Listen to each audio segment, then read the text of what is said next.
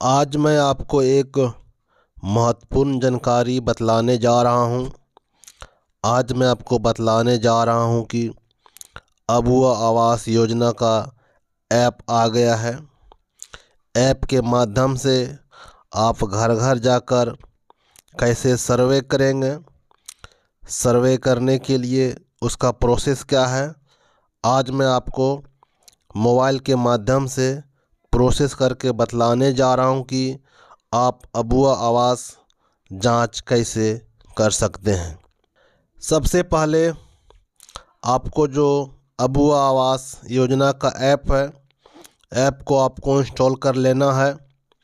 Install करने के पश्चात जैसा आप देख रहे हैं, इसमें यूज़र नेम और पासवर्ड मांगता है।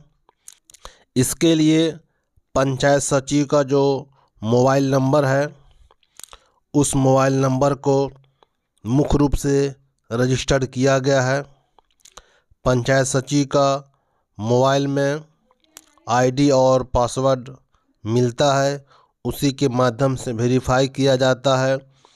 उसी के पश्चात अबुआ आवास योजना सबमिट किया जाता है। तो आइए हम वीडियो को प्रारंभ करते हैं। सबसे पहले यूज़र नेम में जो आईडी है वो आईडी लिख देना है, और जो पासवर्ड है पासवर्ड टाइप करके नीचे में रिमेंबर मी लिखा हुआ है उस पर टिक करके लॉगिन कर दीजिएगा।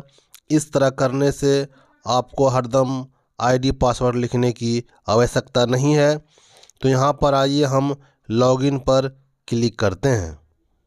देखिए यहाँ पर हमने लॉगिन कर लिया है। करने के बाद देखिए यहाँ पे जिला, ब्लॉक, पंचायत और पंचायत सचिव का नाम यहाँ पर आपको देखने को मिल रहा है। यहाँ पर देखिए विलेज के नीचे सेलेक्ट का ऑप्शन है, आपको सेलेक्ट पर क्लिक करना है। सेलेक्ट पर क्लिक करने के पश्चात आपके पंचायत में जितने भी गांव हैं सभी गांव का नाम आपको यहाँ पर शो करने लगता है। देखिए यहाँ पर जो पहला गांव है, दूसरा गांव है, तीसरा गांव है, जिस भी गांव में आप करना चाहेंगे तो आप कर सकते हैं। तो आइए हम यहाँ पर एक गांव को क्लिक कर लेते हैं। देखिए यहाँ पर क्लिक करने के पश्चात यहाँ पर नेक्स्ट का ऑप्शन है, हम यहाँ नेक्स्ट पर क्लिक कर लेते हैं। देखिए क्लिक करने के पश्चात इतने लोगों का नाम जो है अबुआ आवास योजना के लिए रजिस्टर्ड हो चुका है। इसमें किसी भी व्यक्ति का जो है, हम यहाँ पे आपको एग्जांपल करके दिखा रहे हैं कि फर्स्ट में जो नाम है हम इसी नाम को क्लिक कर लेते हैं। क्लिक करने के पश्चात यहाँ पर देखिए बेनिफिशियरी का नाम आ गया है। उसका मोबाइल नंबर सही है या गलत है वह देख लेना है। उसका फादर हस्बैंड का नाम सही है या गलत है उसको देख लेना है। उसका जेंडर मेल है फीमेल है उसको देख लेना है। उसके बाद उसका जो कैटेगरी है वह सही है गलत है क्या है आपको उसको देख लेना है। उसके बाद नंबर ऑफ़ फैमिली मेंबर, उसमें एक फैमिली मेंबर है, दो फैमिली मेंबर हैं, जितना भी है आप यहाँ पे एक लिखा हुआ है। यहाँ पर इसका एक फैमिली मेंबर का नाम ऐड है।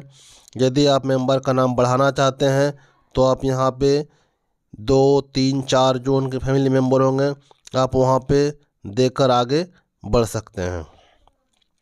यहाँ पर देखिए जॉब कार्ड नंबर दिया है, यह जॉब कार्ड नंबर सही है या गलत है, एक बार इसको वेरीफाई कर लेना है।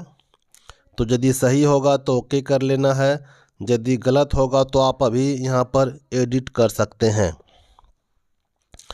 उसके बाद देखिए यहाँ पे आधार नंबर दिया गया है।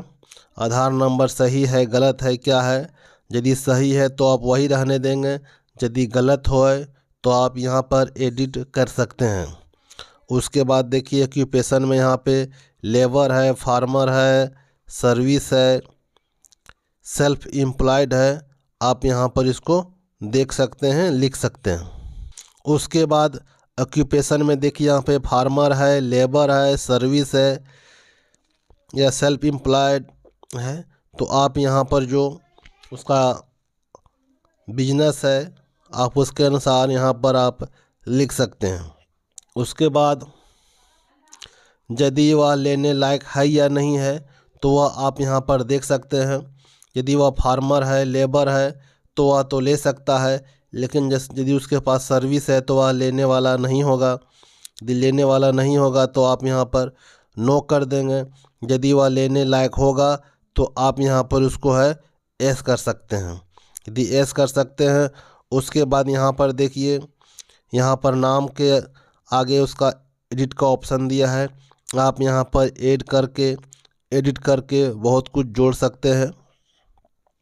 यदि किसी प्रकार आपको नहीं जोड़ना है तो कोई दिक्कत नहीं है। देखिए सबसे पहला यहाँ पे जो है score based on eligibility criteria 2। घर में रहने वाला परिवार है, आवासहीन परिवार है या विशेष रूप से कमज़ोर जनजाति है, प्राकृतिक आपदा का शिकार परिवार है, कानूनी तौर पर रिहा किए गए बंधुए मजदूर है, या वैसे परिवार जिन्हें राज्य सरकार केंद्र सरकार के द्वारा आवास योजना का लाभ नहीं मिला है, या इनमें से कोई नहीं है। इसमें किसी एक का आपको टिक लगाना ज़रूरी है। उसके बाद स्कोर बेस्ड जो है 2 है, परिवार जिसमें कोई वयस्क सदस्य नहीं हो। यदि आप किसी का सर्वे करने के लिए गए हों और उस परिवार में जो ले रहे हैं उनका यदि कोई कमाऊ सदस्य 18 वर्ष से कम का है तो आप यहाँ पर टिक लगा सकते हैं। यदि वह दिव्यांग है अर्थात विकलांग है तो आप यहाँ पर टिक लगा सकते हैं। महिला प्रधान परिवार जिसमें कोई वयस्क पुरुष सदस्य नहीं हो, आप इसको भी टिक लगा सकते हैं।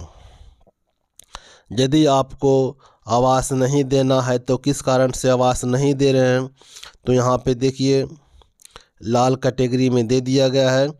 इनमें से बहुत सारा कारण है, जैसे एग्जाम्पल के लिए उसके पास पक्का आवास पहले से मिला हो, उसके पास 4 पहिया वाहन हो, मछली पकड़ने वाला हो, 3 पहिया वाहन हो, जिस परिवार का कोई सदस्य चुनाव द्वारा जनप्रतिनिधि चयनित किया गया हो। इस प्रकार यहाँ पे देखिए बहुत सारा ऑप्शन दिया है।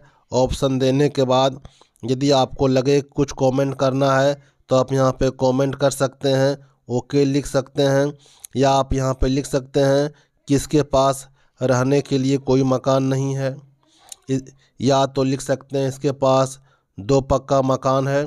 जो भी आपको कमेंट करना हो आप यहाँ पे कमेंट कर सकते हैं। कमेंट करने के बाद आपको आगे बढ़ जाना है।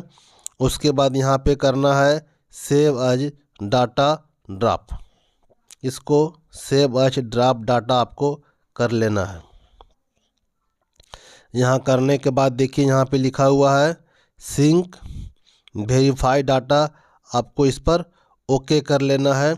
ओके करने के बाद यहाँ पर आपको एडिट डाटा करना है या अपलोड डाटा करना है।